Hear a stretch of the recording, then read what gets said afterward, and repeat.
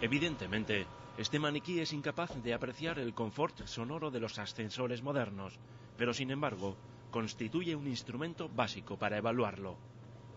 Lleva instalados sendos micrófonos a ambos lados de la cabeza, para grabar de la forma más fidedigna posible los sonidos que escucharía una persona que viaja en él. Esta es una de las herramientas que utiliza el investigador de Mondragon Universitatea, Unai Galfarsoro, para determinar la calidad sonora en los ascensores. Comparado con el simple micrófono y los decibelios como único parámetro que se utilizaban en el sistema anterior, supone un gran avance. Dos ruidos de dos productos diferentes pueden dar el mismo número de decibelios, pero no sabemos lo que hay dentro de esos decibelios, ¿no? Entonces puede ocurrir que un ruido sea de muy bajas frecuencias o de muy altas frecuencias, muy constante en el tiempo, muy fluctuante, que tenga golpes o no, y se puede no tener el mismo número de decibelios. Entonces no caracteriza del todo la percepción de las personas, ¿no?, frente a ese ruido. La labor para contrarrestar estas limitaciones comienza en la misma fase de grabación. La idea es capturar el sonido tal y como lo escucharía un usuario, teniendo en cuenta factores como la reflexión de las ondas sobre un cuerpo. En el suelo se coloca un acelerómetro para medir las vibraciones por un lado y como elemento para identificar los distintos periodos del viaje: aceleración, velocidad constante o deceleración. El ascensor va subiendo a velocidad constante, y luego aquí ya es cuando empieza a frenar, y luego aquí estos golpecitos serán de cierre de puerta.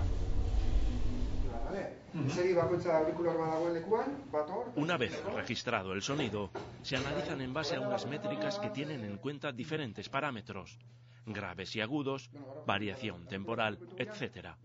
Y después, todos estos datos se interpretan desde el factor humano, es decir, son las personas las que deciden si un ruido es molesto, aceptable o agradable.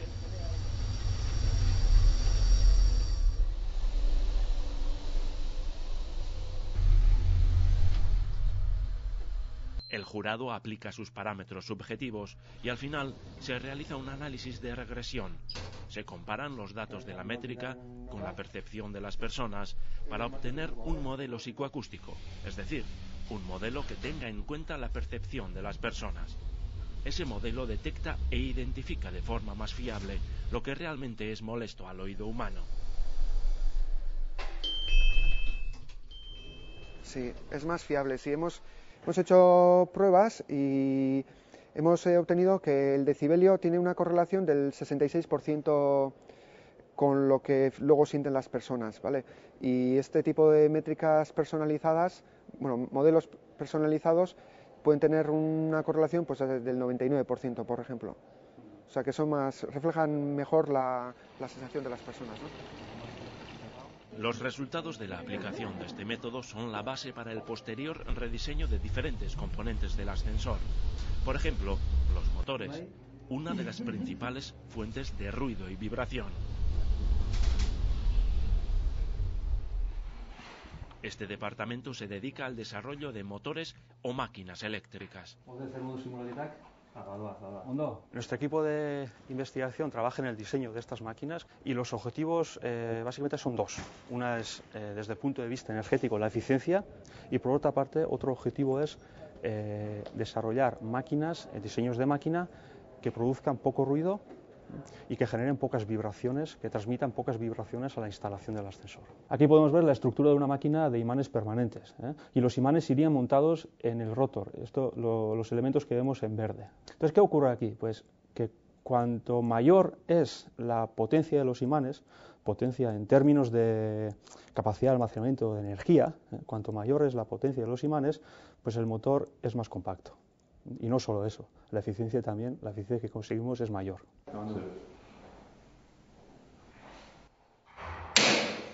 En este laboratorio se testan los diferentes materiales ferromagnéticos que componen el motor, imanes y aceros, entre otros.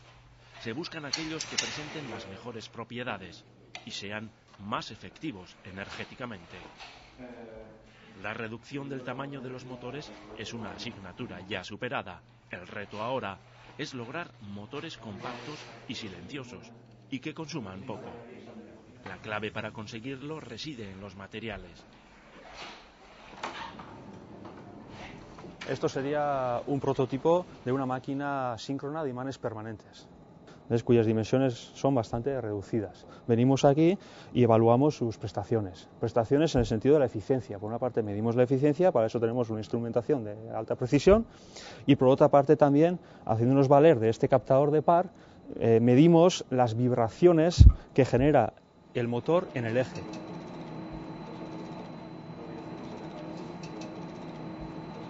En este centro de investigación de Orona en Hernani confluyen las diferentes líneas de mejora e innovación de ascensores.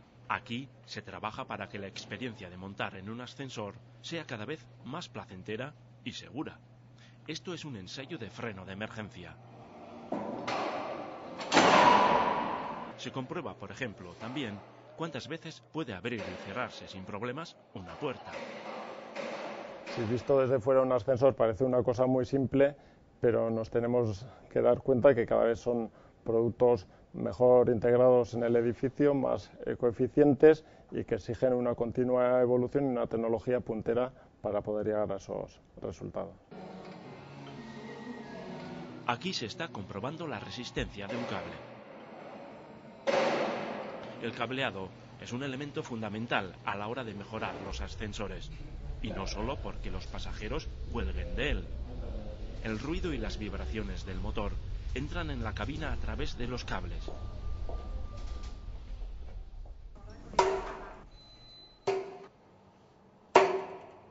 Mediante estos martillazos se está midiendo el efecto que la resonancia tiene en el confort de la cabina. La resonancia sucede cuando la vibración natural del cable y la vibración de la máquina se acoplan y se produce una amplificación.